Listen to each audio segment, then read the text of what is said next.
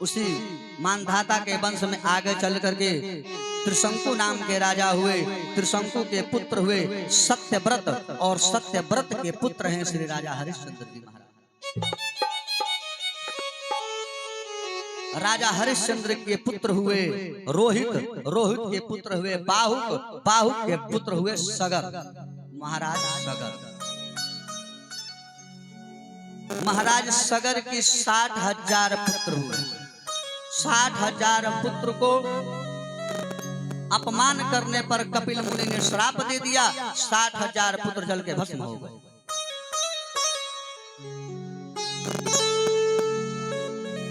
सगर की दूसरी रानी का जो बेटा हुए उनका नाम था असमंजस।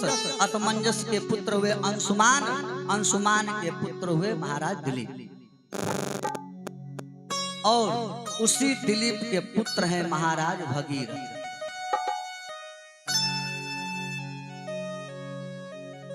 महाराज भगीरथ ही अपने पूर्वजों को तारने के लिए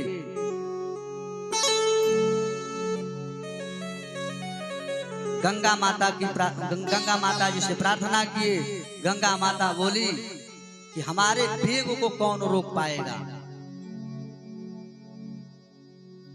हमारे वेग को कौन रोकेगा। आ तो जाऊंगी। भगवान शिव से प्रार्थना किए और फिर भगवान शिव अपनी जटा में समाहित कर लिए और जटा में ही घुरियाते रहे। उसी में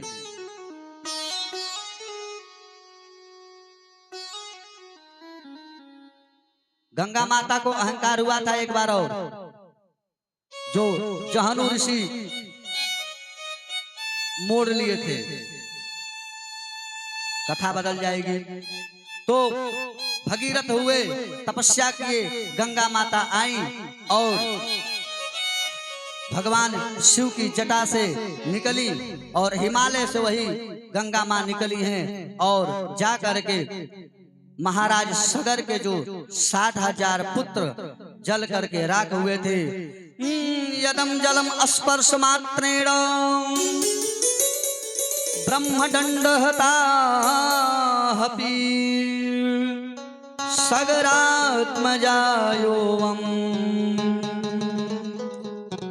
जगमु केवल दे भस्मभिः।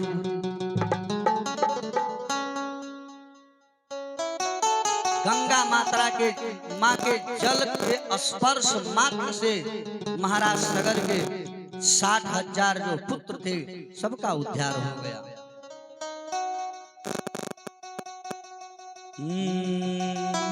जय जय भगीरथी नंदिनी मुनि जय चकोर चंदिनी नर नाग विबुधि बंदनी जय जहनु बालिका। जय जय जय चकोर चंदिनी नर नाग विबुध बंदनी जय जहनु बालिका।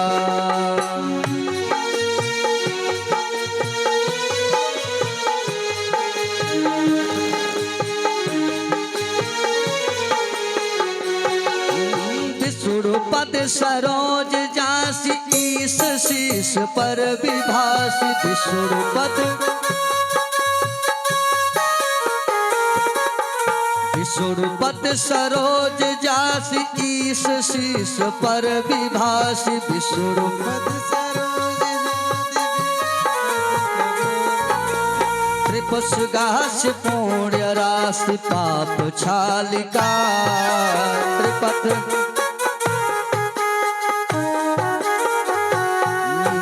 जय जय भगीरथी नंदिनी मुनि जय चकोर चंदिनी नर नाग विबुध बंदनी जय जहनु बालिका।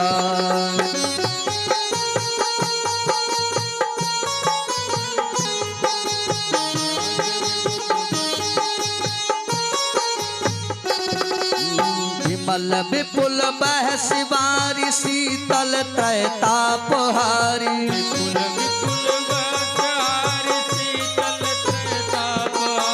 विमल विपुल बालिका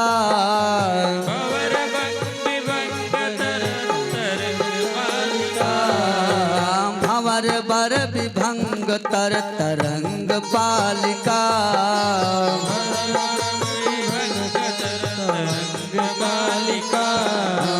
जय जय भगीरथी नंदिनी मुन जय चकोर चंदिनी नर नाग विबुध बंदनी जय जहनु बालिका। जय जय भगीरथी नंदिनी मुन जय चकोर चंदिनी नर नाग विबुध बंदनी जय बहुल कालिका।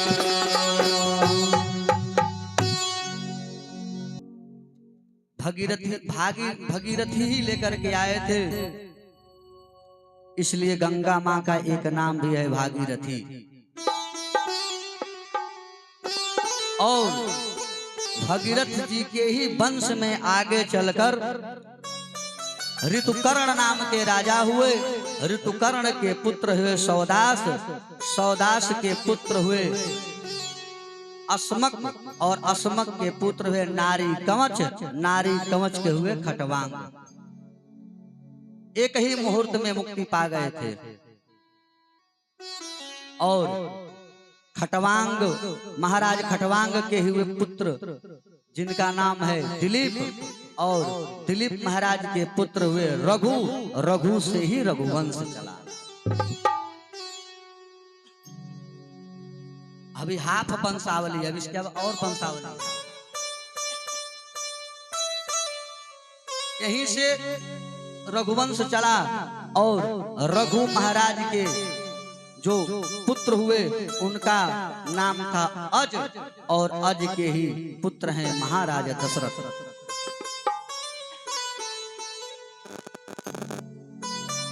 रघु महाराज के कुल में वंश की समस्या जन्मों से थी। पूर्वार्ध है, जितने राजा हुए किसी के सही से वंश नहीं हुए। बहुत किसी के 3 पंथ निकल गए, किसी चौथा पन लगने वाला था, तब जाकर के वंश हुए। महाराज दशरथ जी की भी वही स्थिति है। महाराज दशरथ जी की 3 पत्नियां हैं, माता कौशल्या, माता सुमित्रा और माता कैकेयी। 3 पत्नियां हैं, लेकिन किसी से भी कोई संतान नहीं है।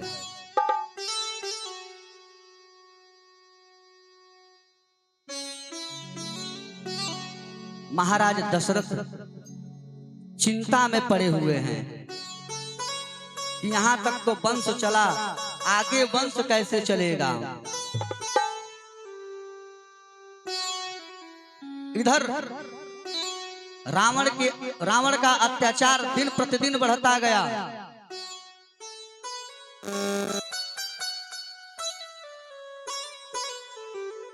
चलत दशानन डोलत अवनी, जब दशानन चलता था तो पृथ्वी कांप जाती थी, ना जाने किसका आज वध कर देगा। माँ नहीं मात पिता नहीं देवा, साधु सन करवावे सेवा। संतों से सेवा करवाता था। और वही नहीं,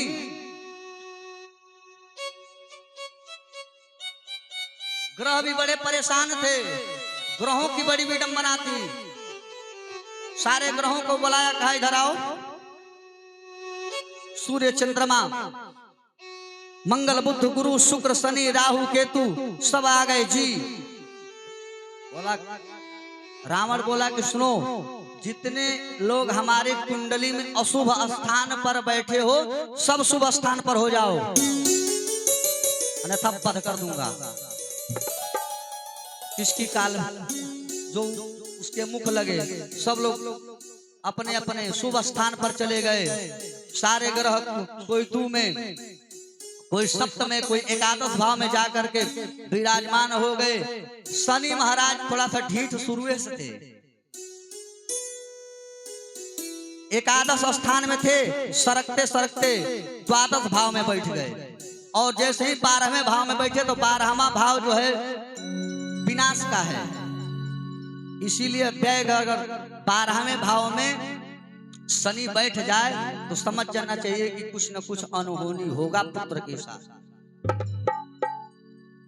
पापक ग्रह अगर द्वादश भाव में बैठ जाए, चतुर्थ में बैठ जाए, अष्टम में बैठ जाए तो कहीं ना कहीं दिक्कत होता है, बहुत भारी दिक्कत, मार्केश लग जाता है। जैसे ही शनि महाराज सरकते सरकते 12वें भाव में गए, मार दिया रावण के पैरों टूट गया शनि का,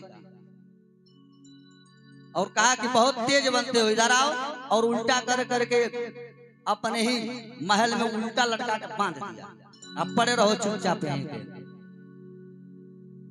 तभी से शनि देव को तेल चढ़ता है। किसी के ऊपर अगर शनि देव की मार्गेशित दशा चल रही हो तो उसको यह उपाय बताया जाता है कि शनि देव के मंदिर में जाकर के शनि देव का तेल से लेप करिए। और तभी से शनि देव, सारे ग्रह तो 4-5 महीने में परिवर्तन हो जाते हैं, लेकिन शनि ग्रह ही ऐसा ग्रह है जो जिनकी कुंडली में बैठ गए अगर अशुभ स्थान पर तो 7.5 लगा देते हैं, बड़ा कम लगाएंगे तो 2.5 बरस बैठे रहेंगे।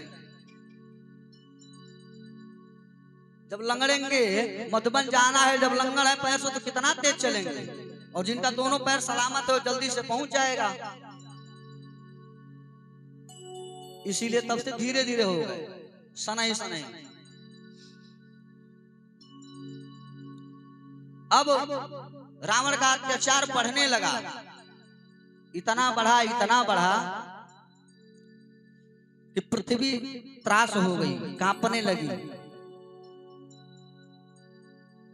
गौ माता का भेष बना करके ऋषियों के साथ और देवताओं के साथ क्षीर सागर भगवान नारायण के पास चली गई। हे प्रभु, रावण के त्रास के कारण, रावण की दुष्टता के कारण मैं अब बर्दाश्त नहीं कर पा रही हूं, मेरी सहन क्षमता जो है समाप्त हो रही है, कुछ उपाय करिए। भगवान बोले कि चिंता मत करो, चिंता मत करो, कुछ ही समय के बाद मैं, अयोध्या के धर्मपरायण राजा हैं महाराज दशरथ, उनके घर में पुरुषोत्तम श्री राम के रूप में अवतार लूंगा, मनुष्य रूप में आऊंगा, और एक मनुष्य को कैसे जीना चाहिए, माँ के साथ कैसा व्यवहार करना चाहिए, पिता के साथ कैसा व्यवहार करना चाहिए, भाई के साथ कैसा संबंध रखना चाहिए, सब दर्शाऊंगा, सब बताऊंगा, और बताऊंगा नहीं अपितु करके दिखाऊंगा। चले आए।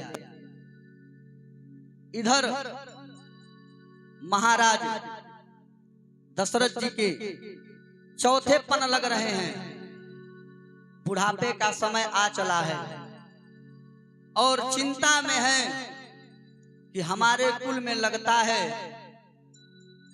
कि कोई अब दीपक जलाने वाला नहीं बचेगा, हमारे बाद कौन है।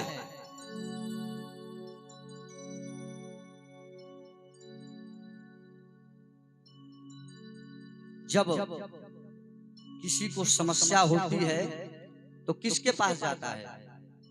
ब्राह्मण के पास। तो पंडित जी उपाय बताते हैं, ऐसा करो ये हो जाएगा। महाराज दशरथ जी के पास भी वही समस्या है, चिंता हो रही है कहाँ जाया जाए। तो उनके कुल पुरोहित हैं वशिष्ठ जी, और उनके पास चिंतातुर हैं, जा रहे हैं। एक बार भूपति मन माही, एक बार भूपति मन माही, भय गलानि मोरे सुत नाही, गुरु गृह महिपाला चरण लागी करि विनय विशाला। बहुत विनती किए और विनती करके पूछे कि हे गुरुवर, आप हमारी चिंता, हमारी समस्या को आप दूर करें। तो वशिष्ठ जी बोले, धरहूं धीर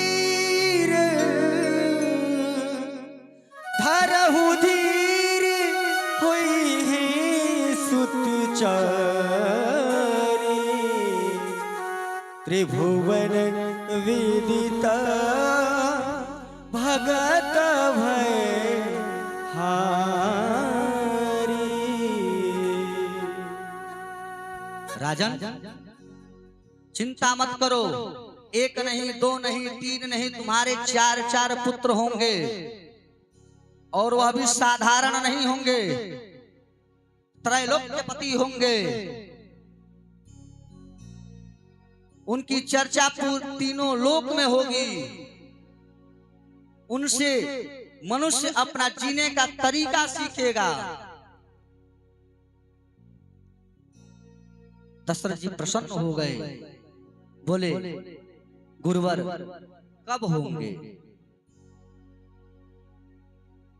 बोले, राजन वैसे नहीं होंगे, यज्ञ करना पड़ेगा। कौन सा यज्ञ? पुत्र कामेष्टि यज्ञ। अभी भी होता है। जिनके पुत्र नहीं रहते हैं, देवकी सुत गोविंद वासुदेव जगतपते देहि मे तनयम कृष्ण त्वामहं शरणं गत। इसी मंत्र का जप होता है, तप होता है। वशिष्ठ जी बोले कि पुत्र कामेष्टि यज्ञ कराना पड़ेगा, तब तुम्हारे पुत्र होंगे। गुरुवर, तो विलंब क्यों? यज्ञ की तैयारी हो। बोले कि वह यज्ञ मैं नहीं कराऊंगा, तुम्हारे ही जो एक दामाद हैं श्रृंगी ऋषि,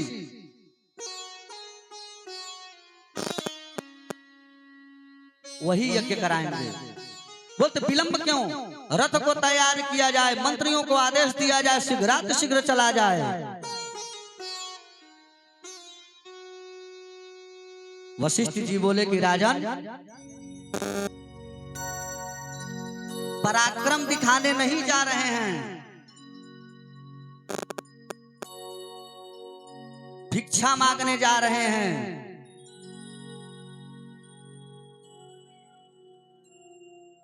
तो जब पराक्रम दिखाने जाइएगा तब लेकर के जाइएगा, भिक्षा मांगने जा रहे हैं तो आपको पैदल ही जाना पड़ेगा। जा करके पैदल गए हैं, श्रृंगी ऋषि को प्रणाम किए और निवेदन किए कि हे प्रभु, चल के आप हमारे यहाँ आचार्य बन करके हमारे यज्ञ को पूर्ण कराइए। और आए, यज्ञ हुआ। यज्ञ नारायण क्षीर लेकर के उत्पन्न हुए हैं। महाराज दशरथ जी को दिए। दशरथ जी ले जा करके अपने जो बड़ी पत्नी थी कौशल्या माता, उनको प्रदान कर दिए।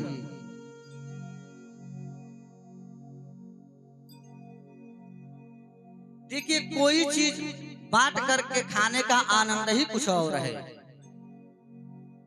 प्रेम देखिए, आज अगर घर में छोटी आ गई देवरान तो जेठान के पेट में गुड़गुड़ी होने लगती है। श्रीमद् भागवत कथा हमको यह सिखलाती है कि आप इसे श्रवण करिए, आपकी मुक्ति होगी। रामचरितमानस हमको यह उपदेश देती है कि जैसा मैंने किया वैसा ही आप अनुकरण करिए, आपके घर में किसी प्रकार का क्लेश नहीं रहेगा। और महाभारत हमको यह आदेश करता है कि जो मैं किया वह अपने जीवन में कभी मत करना। हमारी दशा को देखो, अपने ही होकर के अपने ऊपर ही शस्त्र चलाना पड़ा। अपने जो भाई थे, जो गुरु थे, जो हमको शिक्षा दिए थे, उन्हीं के ऊपर बाणों का संधान करना पड़ा।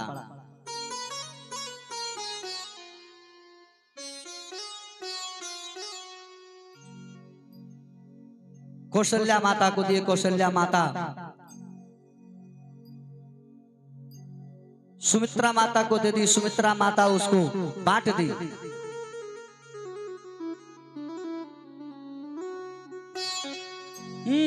नवमी तिथि मधुमास पुनीत